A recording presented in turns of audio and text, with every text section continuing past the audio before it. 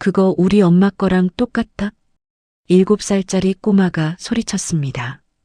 무료급식소 한복판에서 대한민국 최대 재벌 한성그룹 회장 최병호의 손목을 가리키며 회장 손목에는 낡은 금팔찌 하나가 걸려 있었습니다. 호박색 돌이 박힌 흔하지 않은 디자인. 30년 전 한 여자에게 선물 받은 것. 그리고 30년 동안 단 하루도 손목에서 내려놓지 않은 것. 우리 엄마가 맨날 끼던 건데 어떻게 아저씨한테 있어요? 꼬마 눈에 눈물이 맺혔습니다. 회장 얼굴이 하얗게 변했습니다. 그 팔찌가 어디서 왔는지 그는 누구보다 잘 알고 있었으니까요. 그리고 그 팔찌를 자신에게 건네준 여자가 누구인지도. 그런데 왜 이 아이가 그 팔찌를 알고 있을까요? 한성그룹 회장 최병호. 자산 2조 원. 임직원 4만 명. 대한민국 재계 순위 3위. 그에 관해 세상이 아는 것은 그것뿐이었습니다. 그가 한 달에 한 번 서울 종로구 창신동 무료급식소에 나타난다는 사실. 그것을 아는 사람은 이 세상에 셋뿐이었습니다. 그 자신, 그리고 50년 지기 친구이자 주치의인 김 박사, 그리고 이 급식소 센터장 이 여사, 비서도 몰랐습니다. 경호원도 몰랐습니다. 재벌 3세인 아들 최준혁은 당연히 몰랐습니다. 최병호는 그 시간이 좋았습니다. 아무도 그를 회장님이라 부르지 않는 시간. 그냥 국 한 그릇을 떠주는 사람으로 서 있을 수 있는 시간. 그날도 평소처럼 흰 앞치마를 두르고 국솥 앞에 서 있었습니다. 오후 12시 50분. 줄은 길었고 바람은 쌀쌀했고 국 냄새는 구수했습니다. 더 드릴까요? 아이고 고맙소. 이 집 총각은 손이 크네. 많이 드세요. 최병호는 웃었습니다. 그 웃음은 기자들 앞에서 짓는 웃음과 달랐습니다. 그냥 사람의 웃음이었습니다. 그때였습니다. 줄 끝에서 작은 실루엣이 보였습니다. 아이였습니다. 혼자였습니다. 7살쯤 됐을까요? 머리카락이 부스스했고 점퍼 소매가 한 뼘쯤 길었습니다. 장갑도 없이 양손을 주머니 안에 꾹 찔러 넣고 있었습니다. 최병호는 무심코 아이에게 시선이 갔습니다. 뭔가 마음에 걸렸습니다. 딱히 이유는 없었습니다. 그냥 저 아이는 어디서 왔을까 하는 생각. 아이는 줄을 따라 조금씩 앞으로 왔습니다. 누가 데려온 것도 아니었습니다. 보호자도 없었고 엄마도 없었고 할머니도 없었습니다. 그냥 혼자. 윤서야, 오늘도 왔어? 네. 점심 못 먹었지? 어서 와. 아이 이름은 윤서였습니다. 이 여사가 아이 이름을 알고 있다는 건 처음 온 게 아니라는 뜻이었습니다. 아이는 고개를 끄덕이고 조용히 줄을 섰습니다. 뒤에 선 사람들이 아이를 앞으로 밀어줬습니다. 꼬마야, 앞에서. 추운데. 괜찮아요. 밥 먹으러 왔으면 앞에 서야지. 어른들 기다려도 돼. 아이는 고개를 저었습니다. 어른스러운 거절이었습니다. 7살짜리가 할 수 있는 거절이 아니었습니다. 최병호는 그 아이를 계속 보고 있었습니다. 이유를 알 수 없었습니다. 그냥 눈이 갔습니다. 드디어 아이 차례가 됐습니다. 최병호 앞에 아이가 섰습니다. 작은 손으로 쟁반을 들고 고개를 숙이고 있었습니다. 몇 살이야? 7살이요. 혼자 왔어? 네. 배고팠겠다. 아이가 고개를 들었습니다. 그 순간이었습니다. 아이의 눈이 최병호 손목으로 향했습니다. 그리고 멈췄습니다. 아이 표정이 변했습니다. 뭔가를 알아본 사람의 표정. 오래된 기억 속에서 뭔가가 튀어 올라온 사람의 표정. 그거. 아이가 손을 뻗었습니다. 최병호 손목의 팔찌를 가리키며 우리 엄마 거랑 똑같다. 주변 사람들이 흘깃봤습니다. 최병호는 웃음을 지우지 않으려 했습니다. 웃음이 저절로 지워졌습니다. 응? 엄마 팔찌랑 비슷하게 생겼어? 비슷한 게 아니에요. 똑같아요. 호박돌이 여기 박힌 것도, 여기 꽃무늬 새겨진 것도. 최병호 심장이 한 박자 내려앉았습니다. 호박돌이 박힌 것, 꽃무늬가 새겨진 것, 그건 맞았습니다. 이 팔찌는 세상에 하나뿐인 물건이었습니다. 제주도 어느 작은 공방에서 주문 제작한 것. 30년 전 한 여자가 그에게 건네주면서 말했습니다. 세상에 이 디자인은 두 개예요. 내 것과 당신 것. 잃어버리지 마요. 최병호는 잃어버리지 않았습니다. 그 여자를 잃어버렸을 뿐. 최병호는 천천히 무릎을 꿇었습니다. 국솥 앞에서 앞치마를 두른 채 아이와 눈을 맞추기 위해. 꼬마야. 엄마 이름이 뭐야? 이순아요. 최병호는 잠시 아무 말도 하지 못했습니다. 이순아. 그 이름. 30년 동안 입 밖에 내지 않으려 했던 이름. 입 밖에 낼 때마다 가슴이 무너지는 것 같아서. 엄마 지금 어딨어? 병원이요. 어디 아파?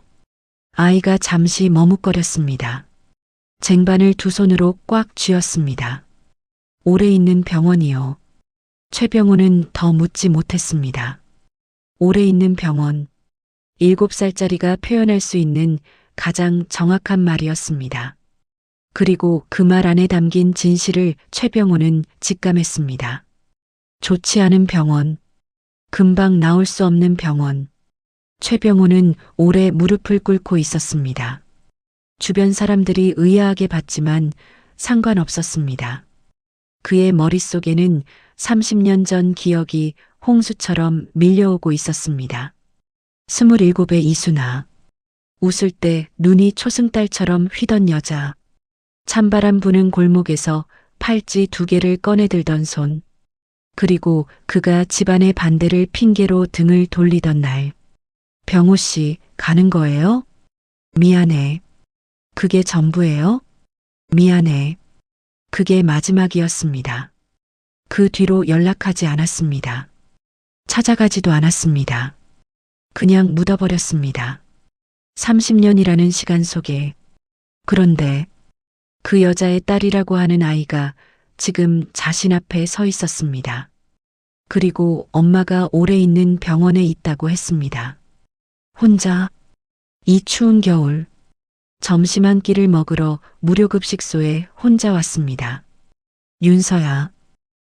아저씨 제 이름 알아요? 이 여사님이 부르는 거 들었어. 국 더 줄까? 괜찮아요. 이 정도면 배불러요. 7살짜리가 이 정도면 배부르다고 했습니다. 절반도 담기지 않은 국그릇을 보면서 최병호는 말없이 국을 더 퍼줬습니다. 아이는 거절하려다가 고개를 끄덕였습니다. 그날 오후 최병호는 평소보다 1시간 늦게 급식소를 나섰습니다. 밖에 나와 골목 끝에 서서 긴 시간 하늘을 봤습니다. 겨울 하늘이었습니다. 높고 차갑고 아무 말도 없는 하늘. 그의 손목 위에서 팔찌가 빛났습니다. 호박색 돌, 꽃무늬, 세상에 2개뿐인 팔찌 중 하나. 나머지 하나는 지금 어디 있을까요? 그날 밤 최병호는 50년 만에 처음으로 잠을 이루지 못했습니다. 다음 날 아침 최병호는 비서 한 명을 불렀습니다. 가장 오래되고 가장 입이 무거운 비서, 권 실장이었습니다. 이순아라는 사람 찾아봐. 나이 50대 중반. 서울 어딘가 병원에 있어. 어떤 이유로. 그냥 찾아. 결과만. 권 실장은 두 말 없이 나갔습니다. 3시간 뒤에 돌아왔습니다.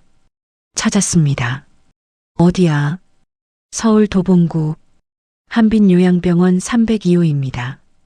최병호는 잠시 눈을 감았습니다. 요양병원. 병명은 뇌졸중입니다. 2달 전에 입원했습니다.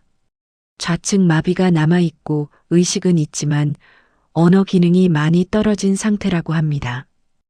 최병호는 한동안 아무 말도 하지 않았습니다. 창밖을 봤습니다. 서울 도심이 내려다 보이는 50층짜리 창.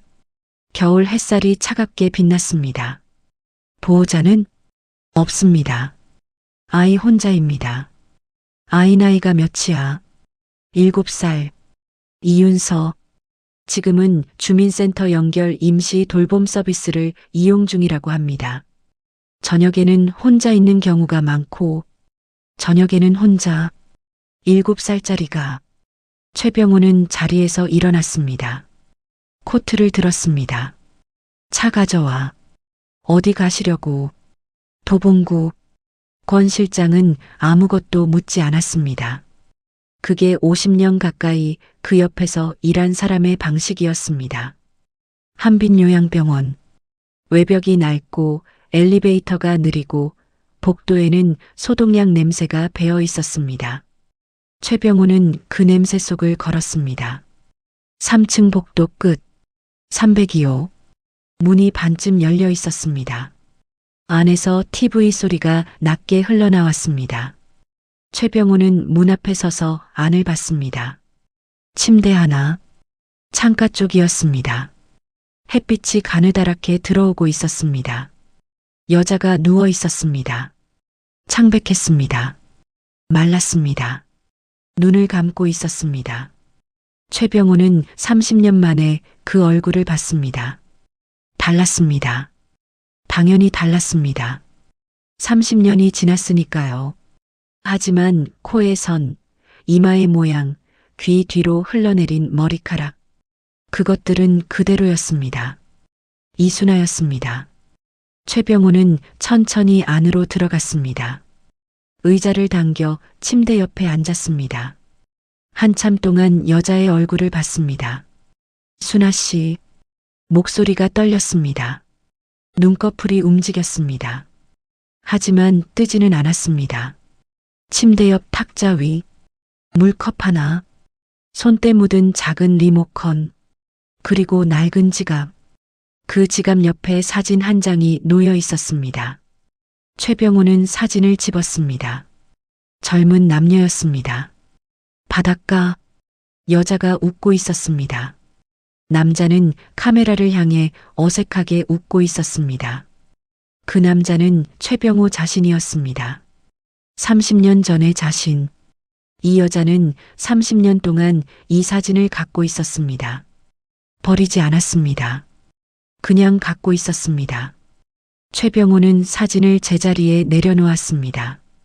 조용히, 조심스럽게. 그때 간호사가 들어왔습니다. 보호자세요? 아닙니다. 아는 사람입니다. 면회는 오후 2시부터 4시 사이에만 가능하세요. 네, 알겠습니다. 잠깐만 볼게요. 간호사가 나갔습니다. 최병호는 다시 이순아를 봤습니다. 오래됐죠. 내가 여기 오는 게. 이순아는 대답하지 않았습니다. 대답할 수 없었으니까요. 그 아이 윤서.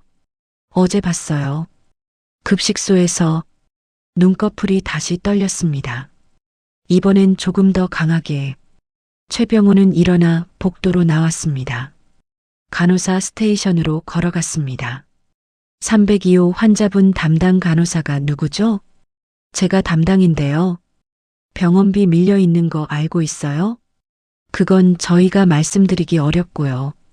다음 주에 퇴원 조치 예정이라고 들었습니다. 간호사가 멈칫했습니다. 저희가 공식적으로 말씀드린 건 아니고요. 담당 원장님 계세요? 30분 뒤 최병호는 원장실에 앉아 있었습니다. 원장은 그의 명함을 받고 나서 말을 잃었습니다. 한성그룹 최 회장님이세요? 302호 환자. 밀린 병원비 지금 정산하겠습니다. 앞으로 모든 비용은 제 쪽으로. 그건 보호자 동의가 있어야. 보호자가 없습니다. 그 환자 가족이라고 부를 수 있는 사람은 7살짜리 딸 하나뿐이에요. 그 아이가 병원비 낼 수 있습니까? 원장은 아무 말도 못했습니다. 법적으로 문제가 있으면 방법을 찾겠습니다. 일단 퇴원 조치는 취소해 주시고요. 그 자리에서 일은 됐습니다. 돈 앞에서 막히는 것들이 있고 돈이 열어주는 것들이 있었습니다. 그리고 최병호에게는 지금 돈이 있었습니다. 병원을 나오면서 최병호는 권 실장에게 전화했습니다.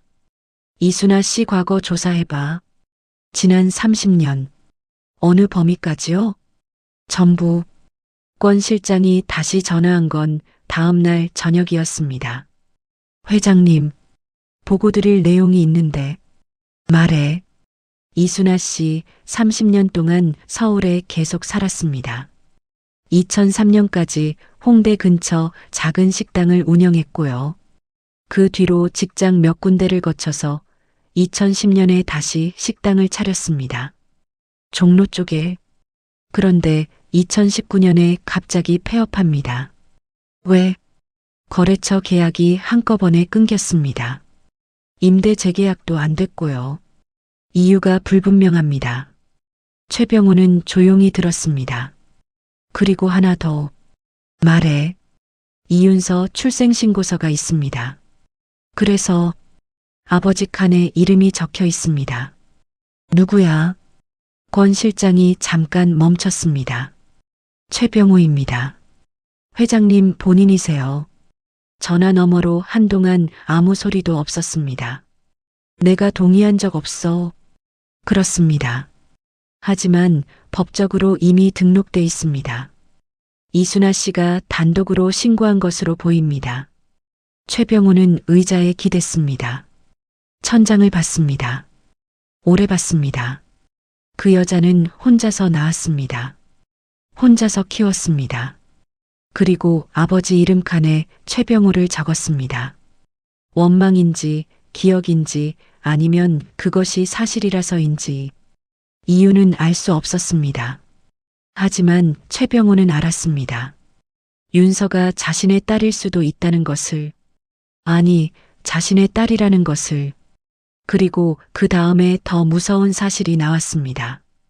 이 출생신고서를 회장님 아드님 측에서 이미 확인한 흔적이 있습니다. 준혁이가? 예. 5년 전쯤으로 추정됩니다. 최병호는 전화를 끊었습니다. 조용히. 그리고 한참 동안 아무것도 하지 않았습니다. 아들이 알고 있었습니다. 5년 전부터. 그런데 말하지 않았습니다.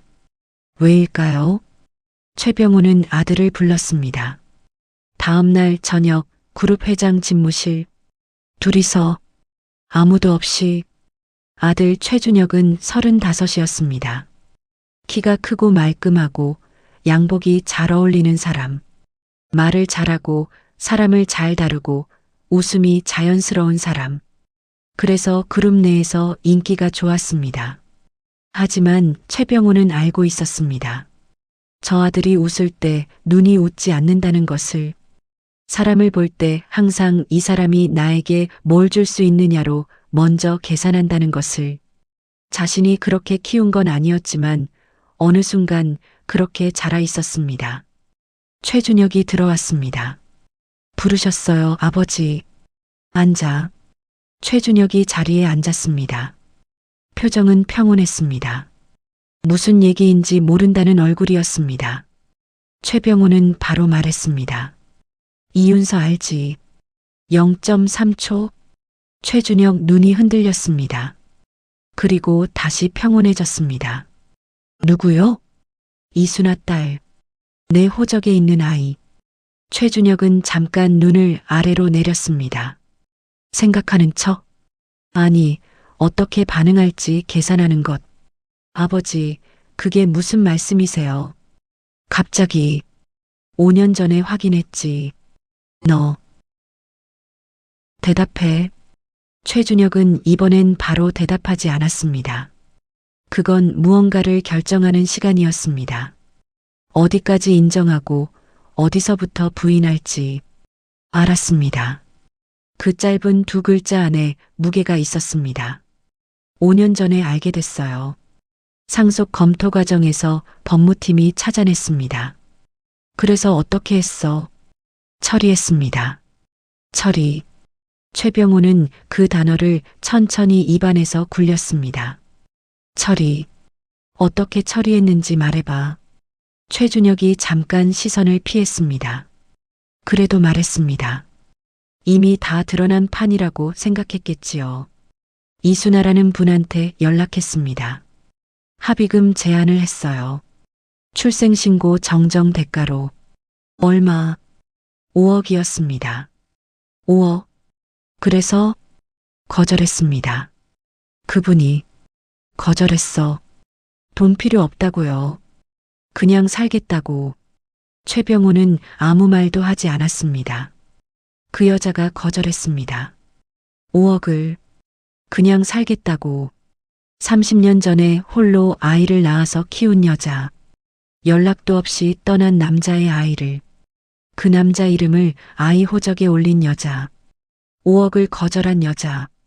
그 여자는 30년 내내 아무것도 원하지 않았던 겁니다. 거절했는데 그 다음에 어떻게 했어? 최준혁이 입을 다물었습니다.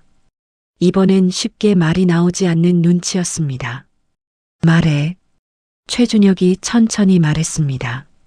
거래처에 연락했습니다. 그 식당 거래처 계약 취소 요청을 했어요. 그리고 임대인 쪽에 알아봐서 재계약이 안 되게 했습니다. 최병호 눈이 가늘어졌습니다. 아버지, 그건 회사를 보호하기 위한 겁니다. 그 여자가 나중에 상속 문제에 끼어들면 분쟁이 생겨요. 저는 그냥 선제적으로. 그래서 식당이 망했어. 최준혁이 말을 멈췄습니다. 그것도 내가 한 거야? 직접적으로 한 건 아니고 흐름이 그렇게 됐습니다. 흐름. 최병호는 천천히 일어섰습니다. 창가로 걸어갔습니다. 서울 야경이 창밖에 펼쳐졌습니다. 불빛이 수천 개였습니다. 그 여자가 지금 요양병원에 있어. 뇌졸중으로. 2달 됐어. 그 딸은 7살이야. 매일 혼자 급식소에 밥 먹으러 가고 있어. 최준혁은 아무 말도 하지 않았습니다. 뭘 말해야 할지 모르는 게 아니라 말하지 않는 게 낫다고 판단한 것처럼. 병원비도 밀려 있어. 다음 주 퇴원 조치 예정이었어.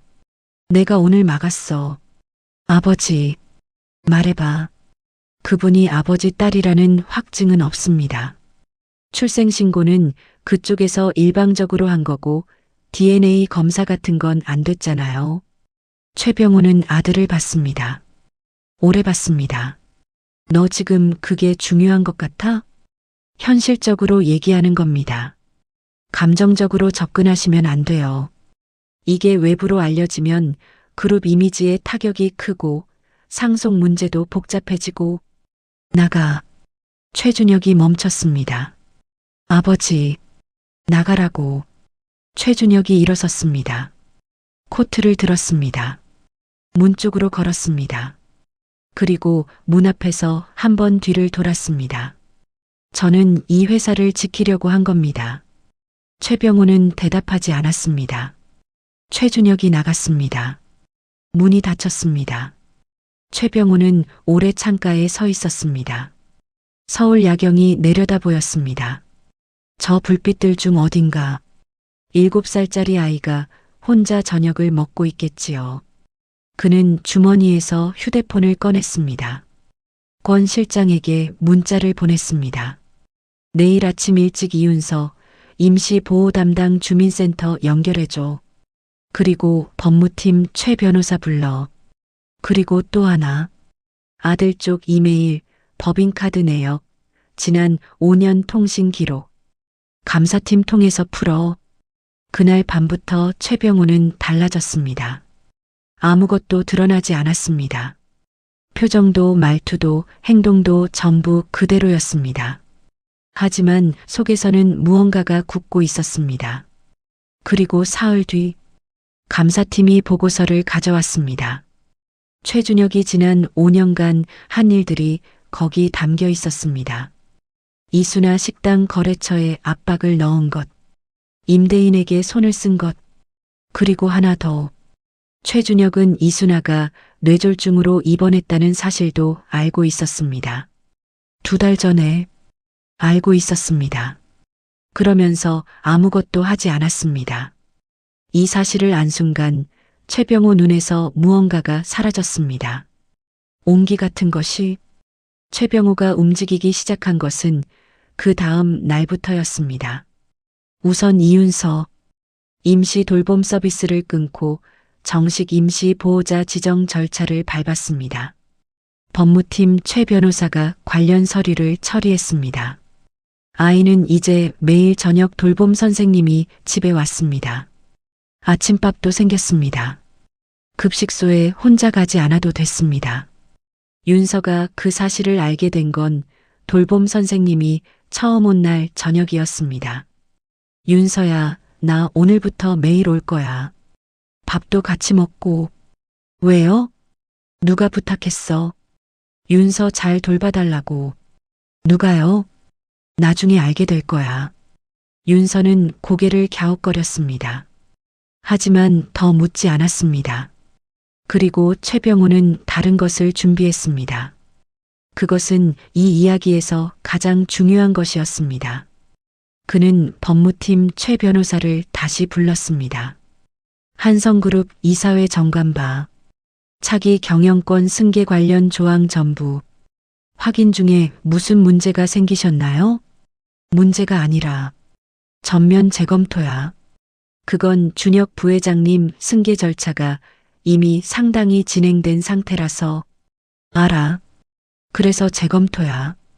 최 변호사는 그 이상 묻지 않았습니다. 최병호는 2번째로 요양병원을 찾았습니다. 이번엔 혼자가 아니었습니다. 윤서를 데리고 갔습니다. 복도를 걷는 동안 윤서는 최병호 손을 잡지 않았습니다. 손 닿는 범위에서 조용히 걸었습니다. 낯선 어른을 완전히 믿지 않는 아이의 방식. 302호. 이순아는 오늘도 누워 있었습니다. 하지만 오늘은 눈을 뜨고 있었습니다. 윤서가 들어오자 이순아 눈이 움직였습니다. 눈에 뭔가가 고였습니다. 눈물인지 빛인지. 엄마. 아이가 침대 옆으로 달려갔습니다. 이순아가 손을 들었습니다. 왼손은 힘이 없어서 들리지 않았습니다.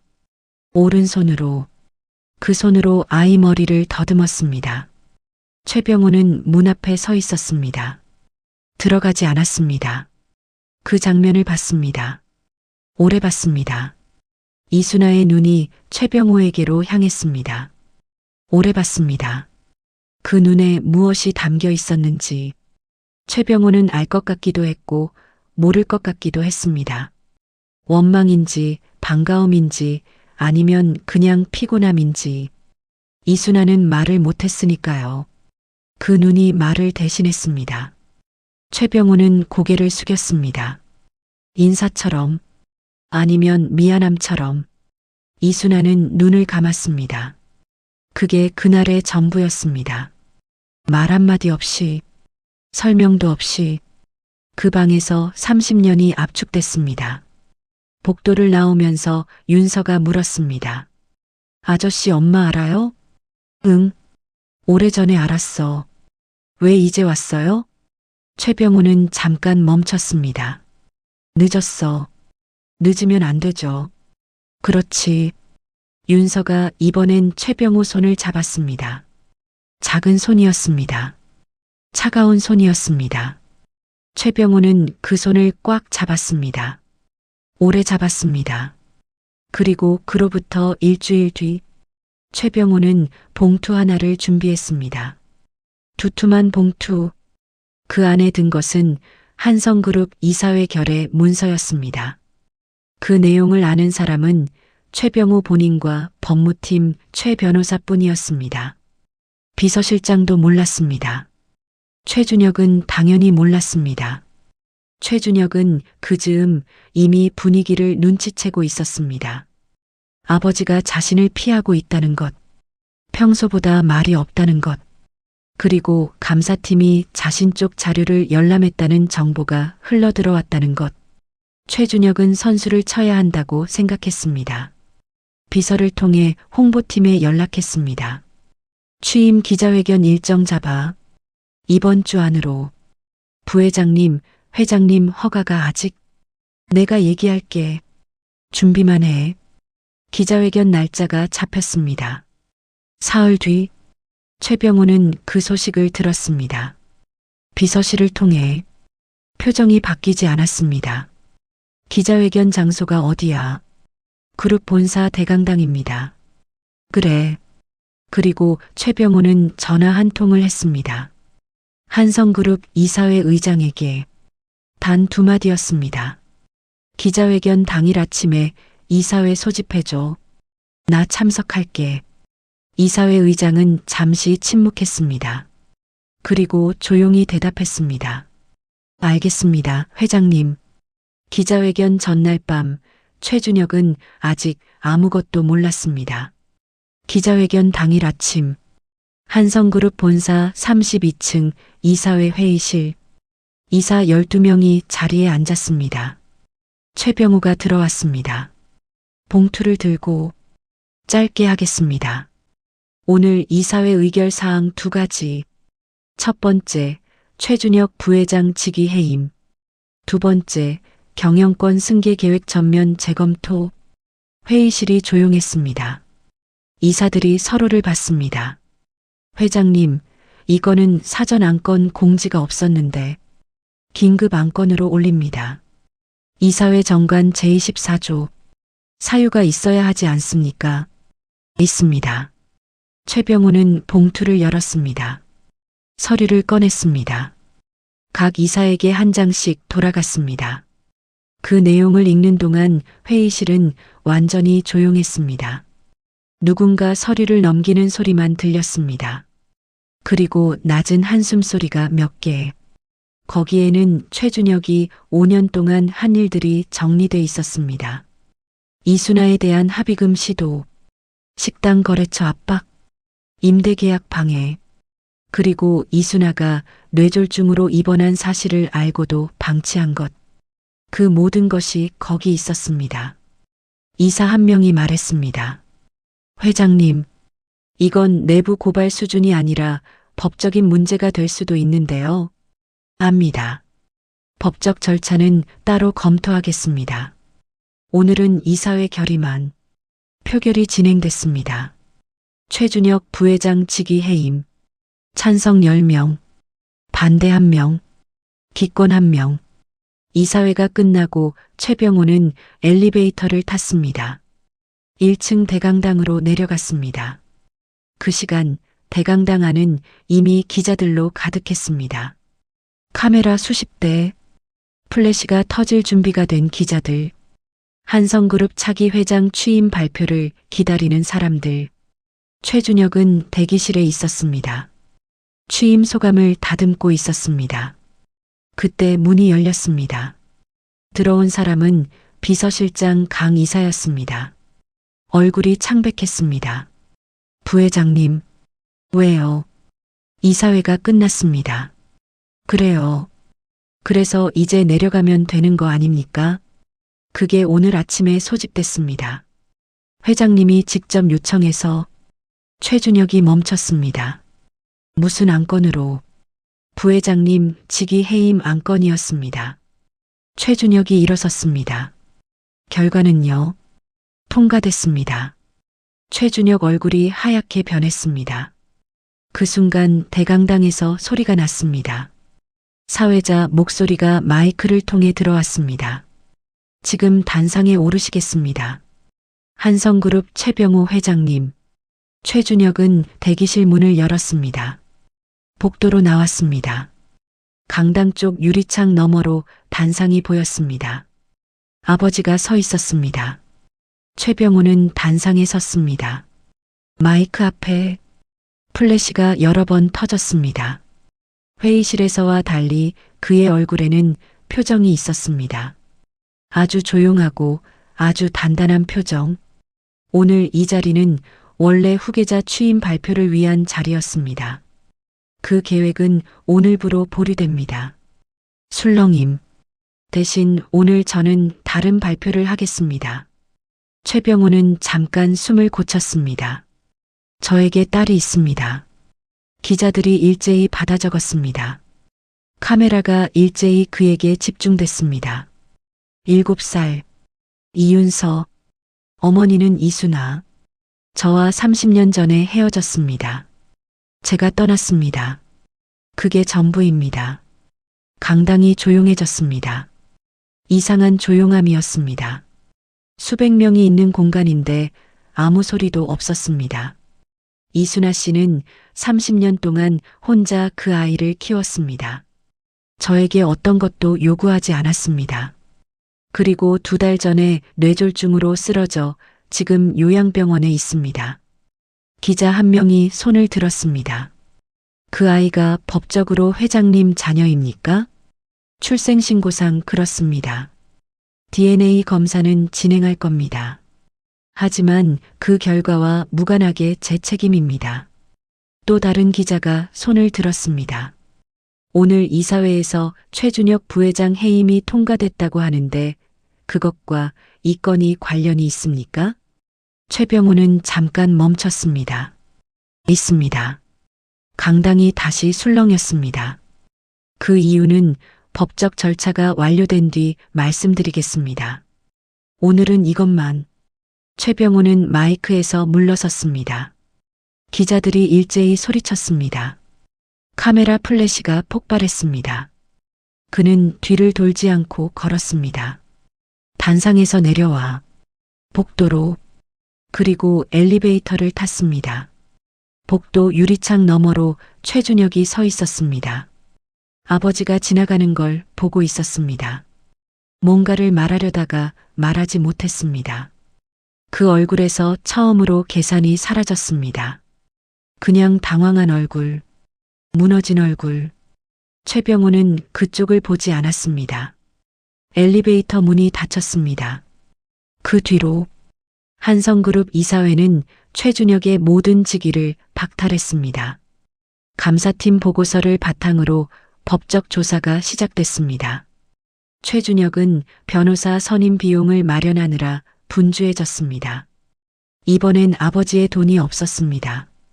이순아는 서울 강남 소재 상급 종합병원으로 옮겨졌습니다. 재활치료팀이 배정됐습니다. 담당 의사는 회복 가능성이 있다고 했습니다. 시간이 걸리겠지만 윤서는 매일 아침 최병우 손을 잡고 병원에 갔습니다. 학교도 등록했습니다. 처음엔 낯선 아이처럼 교실 한 구석에 앉았습니다. 조금씩, 아주 조금씩 웃기 시작했습니다. 그리고 어느 봄날, 이순아가 처음으로 눈을 크게 떴습니다.